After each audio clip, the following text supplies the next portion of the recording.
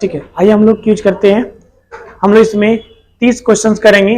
आज हमने topic wise लिया हूं, जिसमें पहले शुरू किए साइंस। ऐसी डेली किसी दिन साइंस, किसी दिन कल्चर, किसी दिन स्पोर्ट्स, किसी दिन ज्योग्राफी, किसी दिन हिस्ट्री। इससे क्या हुआ, डेली ना अलग अलग टॉपिक वाइज लेंगे तो हमारा ज्यादा अच्छा से कवर अप हो पाएगा। ठीक है, आइए समझते जरा सवालों को। पहला सवाल है, लेंस की शक्ति का मात्रक क्या होता है? किसका है? डायोप्टर। क्या होता है? डायोप्टर। इसका आंसर क्या होगा? ए। कैंडेला किसका होता है? ज्योति तीव्रता का। ज्योति तीव्रता का। मोल किसका होता है? मोल का। केल्विन किसका होता है? ताप का। हाँ, ताप का क्या होता है? केल्विन। और डायोप्टर किसका होता है? शक्ति का। किसकी शक्ति का? लेंस के शक्ति, लेंस के क्षमता, है ना। अगला, काले वस्तु के मुकाबले सफेद वस्तु ज्यादा शीतल क्यों होते हैं? काले वस्त्र के मुकाबले सफेद वस्त्र ज्यादा शीतल यानी ठंडा क्यों देता है? हाँ जी, श्वेत मतलब सफेद। इस सवाल क्या लिखा हुआ है? काले वस्तु है और एक क्या है? सफेद वस्त्र। एक काले हैं और एक सफेद। आइए समझते जरा इसको। काले वस्त्र के मुकाबले में सफेद वस्त्र शीतल क्यों देता है? काले वस्त्र क्या करता है? लाइट को क्या करता है? ऑब्जर्व कर लेता है। ऑप्शन ए, अपने पास पहुंचने वाले सभी अवशेष को क्या करता है? अवशोषित कर लेता है। ये काला करता है। क्या करता है? काला। जो सफेद वाला है ना, वो क्या करता है?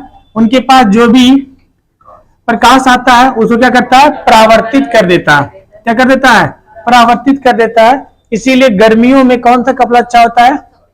सफेद। और ठंडियों में काला। ठीक है, आगे समझते हैं हम लोग अगले सवाल को। नेक्स्ट क्वेश्चन,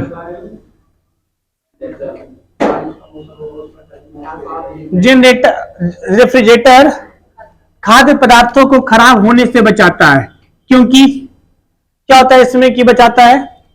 इसके न्यून तापमान पर जीवाणु और फफूंदी निष्क्रिय हो जाते हैं। इसके न्यून तापमान पर रोगाणु मर जाते हैं। इसके न्यून तापमान पर रोगाणु जन्म जाते। क्या होता है इसमें? क्या होगा? ए। इसके न्यून तापमान पे रोगाणु क्या होते हैं? जो फफूंदी होते हैं सब क्या होते हैं? निष्क्रिय। निष्क्रिय का मतलब होता है मर जाना, एक तरह से उससे फ्री हो जाता है। धातु की चायदानियों में लकड़ी का हैंडल क्यों बनाया था? मतलब लकड़ी का हैंडल समझते हैं? हाँ, क्योंकि लकड़ी जो था उष्मा की कुचालक होती है। कुचालक बोले तो इंसुलेटर। इसमें हीट फ्लो नहीं होता है, बिजली का शॉक नहीं, ये नहीं होगा, ये भी नहीं होगा और ये भी नहीं होगा। नेक्स्ट क्वेश्चन देखते हैं हम लोग। ल्यूमेन, अभी बताया था ना, ल्यूमेन किसकी मात्रक है? नहीं, ज्योति फ्लक्स। ल्यूमेन का ऐसा ही मात्रक क्या है? ज्योति फ्लक्स। तीव्रता किसका है जी? कैंडेला का। किसका है? कैंडेला का। ज्योति तीव्रता कैसा है? मात्रक क्या है? कैंडेला। ठीक है, ये चमक ये तो खैर ऐसे दिया। अगला, आवर्धक लेंस क्या होता है? आवर्धक का मतलब क्या होता है? जिसको आवर्धक मतलब किसी चीज को बड़ा करके दिखाना, है ना। आवर्धन कौन करेगा? अवतल लेंस करेगा कि उत्तल लेंस करेगा? उत्तल लेंस करेगा। कौन करेगा? उत्तल लेंस। तो आप पहले कंफर्म हो इनमें से कौन सा हुआ, सी या डी, दोनों में से हो सकता है। इसकी फोकस दूरी ज्यादा होनी चाहिए, कम होनी चाहिए? फोकस दूरी ज्यादा कि कम? कम। जितना फोकस दूरी कम होगा उतनी वो बड़ा दिखाएगा किसी वस्तु को। तो अल्प फोकस दूरी और उत्तल lens. Option number D. Option number D. ठीक है, आगे देखते हैं अगला क्वेश्चन। ऑप्टिकल फाइबर का आविष्कार किसने किया था? बहुत पूछा जाता है। ऑप्टिकल फाइबर का आविष्कार किसने किया था? किसने किया था? नरिंदर कपानी। नरिंदर कपानी। श्वेत प्रकाश को भिन्न भिन्न रंगों में विभक्त करने के लिए निम्नलिखित में से किसका प्रयोग किया जाता है? अलग अलग पार्ट में, यानी कि करते हैं ना, एक प्रिज्म लेते हैं और अलग अलग रंगों में से क्या करते हैं? बिखेर देते हैं। काम कौन करता है? प्रिज्म। क्या करता है? प्रिज्म। लेंस नहीं करता है ना, क्या करता है? प्रिज्म। लेंस का काम क्या होता है? प्रकाश को या तो एक जगह केंद्रित कर देगा या फिर प्रकाश को फैला देगा। इसे अलग अलग रंगों में विभक्त करने का काम कौन करता है? प्रिज्म करता है। ठीक है, अगला सवाल, निम्नलिखित में से किस प्रकाशीय घटना के कारण हीरे जगमगाते हैं और आकर्षित होते हैं?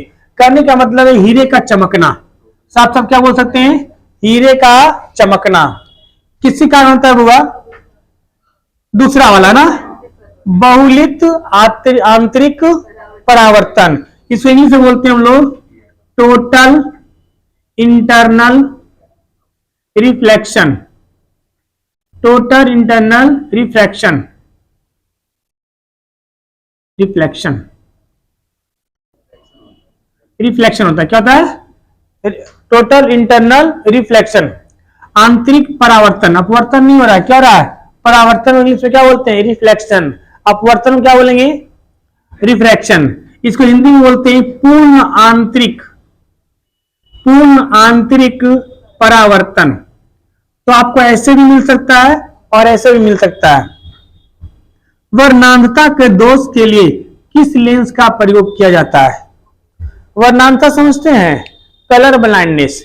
कलर ब्लाइंडनेस इंग्लिश में क्या बोलते हैं हम लोग? Colour blindness. कलर ब्लाइंडनेस को ठीक करने के लिए कौन सा लेंस को प्रयोग करते हैं? जरा बताएंगे। अवतल लेंस नहीं। अवतल लेंस से कौन सा दोष ठीक होता है? निकट दृष्टि दोष। निकट दृष्टि दोष इंग्लिश में बोलते हैं मायोपिया। ये क्या होता है? उत्तल लेंस दूर दृष्टि दोष। दूर दृष्टि दोष। ये सिलिंड्री लेंस, इसे बोलते हैं इंग्लिश में बाइफोकल लेंस। इसे जरा दृष्टि दोष। कौन सा? जरा दृष्टि दोष। निकट दृष्टि दोष इंग्लिश में बोलते हैं मायोपिया, हाइपरमेट्रोपिया, प्रेस बायोपिया। इसे क्या बोलते हैं? प्रेस बायोपिया। किसको? जरा दृष्टि दोष को। किसी से नहीं होती है, ये एक जेनेटिकल डिजीज है। एक जेनेटिकल डिजीज है, इससे हम ठीक नहीं कर सकते, हो जाएगा ही जाएगा। ठीक है, इसमें लाल और हरा में अंतर नहीं कर पाते हैं लोग। अब देखना फोन में खोल के कलर ब्लाइंडनेस का आता है, उसमें चेक करने के लिए। इनमें से कोई नहीं, इसका आंसर क्या होगा? डी, उपयुक्त में से कोई नहीं। कोई नहीं ठीक होता हुआ। ये कलर ब्लाइंडनेस क्या होता है? जेनेटिक डिजीज होते हैं, ठीक नहीं होते हैं। अगला सवाल, वह प्रकाशीय उपकरण कौन सा है जिसकी सहायता से दोनों आंखों से एक साथ दूरवर्ती वस्तुओं का आवर्धित रूप दिखाई देता है? आवर्धित मतलब बड़ा। बड़ा हम किससे देखते हैं? दूरबीन से। किससे देखते हैं? सूक्ष्मदर्शी से। क्या देखते हैं? छोटा। क्या देखते हैं? छोटा। ये पता नहीं क्या लिख दिया। आइए, जब किसी दुधी नेत्री, दधी नेत्री, पता नहीं। जब किसी तालाब के शांत जल में पत्थर फेंका जाता है तो उसके जो तालाब में लहरें उठती हैं वो किस तरह की लहरें होती हैं? तालाब में जब पत्थर फेंकते हैं तो हम इस तरह की लहरें उठती है ना। इसको क्या बोलते हैं? अनुप्रस्थ। क्या बोलते हैं? अनुप्रस्थ। इंग्लिश में बोलते हैं ट्रांसवर्स। क्या बोलते हैं? ट्रांसवर्स। कौन सा होगा? बी। तरंगदैर्घ्य कौन सा होता है? ध्वनि। ध्वनि कौन सा है? कभी कभी देखते हैं ना, ध्वनि में कहते हैं तुम्हारा आवाज बहुत गूंज रहा है, क्योंकि ध्वनि जो चलता है वो ऐसे ऐसे चलता है, कंपन होता है। क्या होता है? कंपन। ये आगे पीछे ऐसे ऐसे स्प्रिंग की तरह, स्प्रिंग को ऐसे खींच करके छोड़ दो तो उसका जो झंझा ऐसे होगा ना, झंझनाहट टाइप का, वैसे हमारा अनुदैर्घ्य तरंगे होते हैं। ये तो बता ही दिया हूं, लहरें पैदा नहीं होती है। कौन से आगे बैठ के हंसते रहते तुम लोग? कार्टून दिखा रहे कहा यहाँ पे? हाँ दे, कभी कभी हो जाता है। आइए, ये देखो हंसने लायक सवाल था, आया कुछ नहीं है, चोरी बिगड़ी है।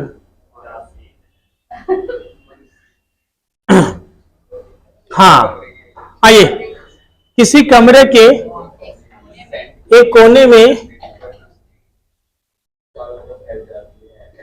हाँ, किसी कमरे के एक कोने में सेंट की खुली शीशी रख देने से उसकी खुशबू कमरे के सभी भागों में फैल जाती है, ऐसा किस कारण से होती है? ये देखते हैं, कोई परफ्यूम मार के आता, अंदर तो धमक चल जाता है, अरे ससुरा परफ्यूम मार के आया है, नहीं कहते हैं कि खूब सेंट मार रहा है आजकल, गांव में कहता है ना। तो किससे कारण होता है बुआ? किससे कारण होता है? कहां गया इधर? सी ऑप्शन, परिशरण। किससे कारण होता है? परिशरण, परिशरण। विसरण लिखा हुआ है, अरे विसरण कोई, विसरण कोई बोलते हैं परिसरण, ठीक है। विसरण क्या होगा? विसरण। अगले, पराबैंगनी किरणों में विसरण को डिफ्यूजन, इंग्लिश में क्या बोलते हैं? डिफ्यूजन।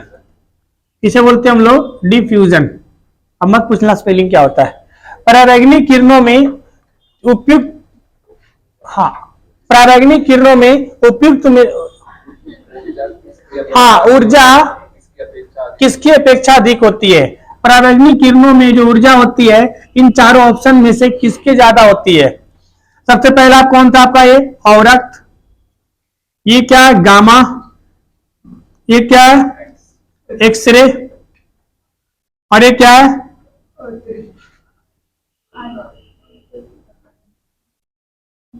चलो इतना ही हमारा काम हो जाएगा।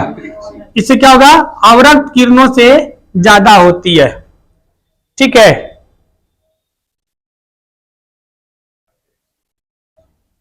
अंतरिक्ष लिखा हुआ है, आंसर क्या हुआ इसका? अवरक्त किरणों से ज्यादा होती है, किसमें? पराबैंगनी किरणों में उपयुक्त की जाने वाली ऊर्जा। अगला देखिए, मनुष्य को ध्वनि कंपन की अनुभूति किस आवृत्ति में होता है? यानी कहने का मतलब है मनुष्य जो होता है वो कौन कौन सी, हाँ, किस आवृत्ति को, ध्वनि सीमा को सुन सकता है? तो 20 से लेकर के 20,000 हर्ट्ज तक को सुन सकता है। निम्नलिखित इसको, इससे नीचे कौन सुनेगा? 20 से लेकर 20,000, यानी 20 हर्ट्ज से नीचे कौन सुनेगा? इसको हम लोग बोलते हैं HZ, है ना। इसे हमारे जैसे कुत्ते हो गए, ठीक है, या इसको क्या बोल सकते हैं आप लोग?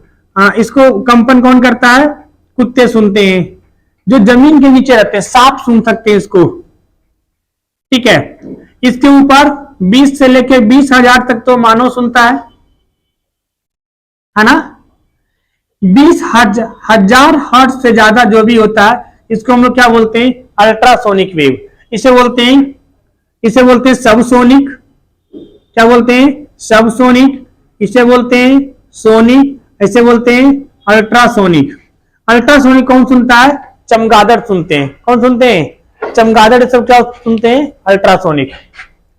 अगला सवाल, निम्नलिखित में से वह उपकरण कौन सा है जिसका प्रयोग पवन के बल एवं वेग मापने के लिए प्रयोग करते हैं? यानी हवा का वेग मापने के लिए किस उपकरण का प्रयोग करते हैं? एनीमोमीटर। किसका प्रयोग करते हैं? एनीमोमीटर।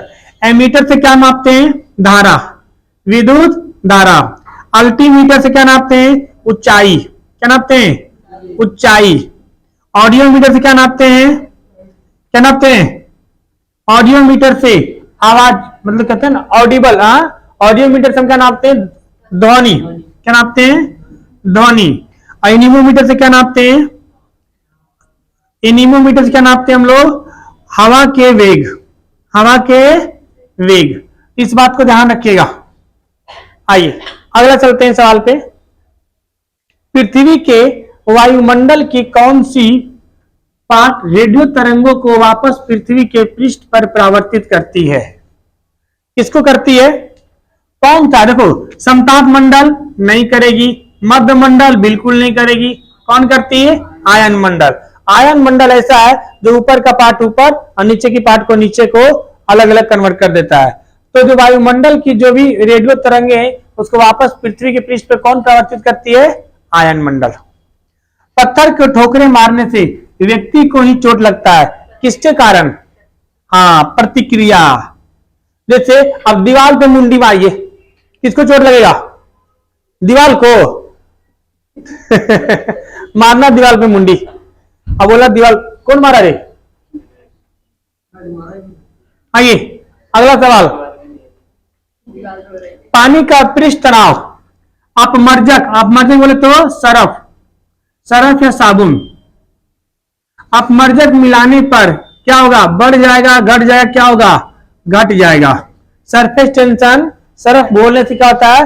घट जाता है। इसे देखते हैं वो फिसलने लगता है हाथ उस पे। घड़ी के स्प्रिंग में कौन सी ऊर्जा होती है? स्थितिज ऊर्जा। कौन सी होती है? गतिज ऊर्जा। कौन सी होती है? गतिज ऊर्जा। ठीक है। नेक्स्ट, हाइड्रोलिक प्रेस में किसका उपयोग होता है? किस नियम को फॉलो करता है? Pascal law. किसको करता है? Pascal law. जब पानी किसी ट्यूब में फ्लो होता है तो इसको फॉलो करता है? Bernoulli law. पानी किसी ट्यूब में, किसी पाइप में अगर फ्लो हो रहा है तो फॉलो करता है बर्नौली का नियम। आर्किमिडीज का नियम कब फॉलो होता है? जब कोई वस्तु को पानी में डुबाया जाता है। जैसे नाव चलती है, किस लॉ पे? आर्किमिडीज लॉ पे। किस पे चलती है? आर्किमिडीज लॉ पे चलती है। ये बॉयल का नियम ये टेम्परेचर से संबंधित है यहाँ पे। ठीक है, कांस्टेंट प्रेशर वाला ये कंडीशन यहाँ पे आता है। सिलिकॉन क्या होगा? अर्धचालक। क्या है? अर्धचालक। कुछ चालक ऐसा तो कुछ है नहीं। सेमीकंडक्टर, एक मकान की छत से भूमि की ओर एक पत्थर गिराया जाता है, उस पत्थर की गतिज ऊर्जा अधिकतम कब होगी? जीडी का पूछा हुआ सवाल है। हाँ, लास्ट ईयर। एक मकान की छत से भूमि की ओर एक पत्थर फेंक रहे हैं, उसकी गतिज ऊर्जा कब ज्यादा होगी? फेंकते समय दिया ना, गिराने के तुरंत बाद, आधी दूरी तक, भूमि पर पहुंचने से ठीक पहले, या फिर भूमि पर पहुंचने के बाद? भूमि पर गिरने से ठीक पहले, जस्ट पहले उसकी गतिज ऊर्जा मैक्सिमम होती है। जब गिरा रहा है उस समय स्थितिज ऊर्जा ज्यादा होगा, क्योंकि सपोज कर लो इसको ऐसे गिरा रहे हैं तो इसमें कौन सा ऊर्जा है? स्थितिज ऊर्जा mgh। जब गिराएंगे तब नीचे जाके कौन सा ऊर्जा हो जाएगा? वहां पे गतिज ऊर्जा। आइए, जो ठोस उच्च ताप पर विद्युत का वहन करते हैं उस परंतु न्यूनतम ताप पर नहीं करते हैं, उसे क्या कहते हैं? उसे हम अर्धचालक कहते हैं। क्या बोलते हैं? अर्धचालक कहते हैं। अति चालक किसको बोलते हैं बाबा? अति चालक उसे कहते हैं जिसका रेजिस्टेंस क्या हो जाता है? जीरो। जैसे जब घरों में शॉर्ट सर्किट लगता है ना तो उस तार का रेजिस्टेंस क्या हो जाता है? जीरो। क्या होता है? जीरो। तो उससे बहुत ज्यादा करंट फ्लो होने लगता है। ठीक है। धात्विक चालक ये तो कंडक्टर में होता है। विद्युत रोधी ये तो विद्युत को फ्लो होने से क्या कहता है? रोकता है। इसे क्या बोलते हैं? विद्युत रोधी। आगे समझते हैं। चट्टा को छोड़ दो तो कौन दिमाग लगाएगा इतना। किसी अर्धचालक को गर्म करने पर उसकी प्रतिरोध पर क्या प्रभाव पड़ेगा? किसी अर्धचालक को गर्म करने पर उसके प्रतिरोध पर क्या प्रभाव पड़ेगा? बढ़ जाएगा, घट जाएगा, क्या होगा? प्रतिरोध घटता है, तभी तो करंट फ्लो होगा। अर्धचालक समझते हैं? जैसे सेमीकंडक्टर, जैसे आपके जो लैपटॉप है, मोबाइल फोन है, सिलिकॉन होता है ना। जैसे आप चिप लेते हैं, पेन ड्राइव है, इसमें क्या लगा होता है? सेमीकंडक्टर। ठीक है। तो इस समय जब करंट जब उसका टेम्परेचर बढ़ता है तभी क्या बन जाता है? कंडक्टर। और वैसे क्या रहता है? इंसुलेटर। शीशे के संचयन वाले सेल में किस तरह का अम्ल प्रयोग होता है? कहने का मतलब है जो बैटरी हम घरों में यूज करते हैं ना, इन्वर्टर वाला, कौन था? जिसमें पानी भरा होता है। इसमें क्या भरा होता है? पानी। उसमें कौन सा अम्ल होता है? सल्फ्यूरिक अम्ल। क्या होती है? सल्फ्यूरिक अम्ल, H2SO4। ठीक है। अगला, किसने पहला स्वचालित वाहन बनाया था? स्वचालित वाहन समझते हैं? हाँ, जो ऑटो व्हीकल, बिना ड्राइवरलेस कार, क्या बोलते हैं? Driverless car. तो ड्राइवरलेस कार सबसे पहले किसने बनाया था? Karl Benz. क्या था? Karl Benz. नासा के किससे संबंधित मिशन का नाम जूनो है? सवाल अभी पूछा गया था। ठीक है। नासा का कौन सा मिशन है जिसका नाम जूनो है? कौन सा है? शनि, मंगल, बृहस्पति, कौन सा? बृहस्पति। कौन सा? बृहस्पति। इसका नाम क्या है? जूनो। ठीक है, ये थे आपके 2 क्वेश्चन नहीं किए, कितने 28 क्वेश्चन थे। इसको दोबारा देख लेना, रिवाइज कर लेना, अच्छे अच्छे क्वेश्चन हैं। कल भी हम किसी पार्टिकुलर टॉपिक पर मिलेंगे, ठीक है। इसको रिवाइज करते रहिएगा। इसका पीपीटी ग्रुप में भेज दें आप लोग को, आप पीपीटी ग्रुप में भेज देते हैं।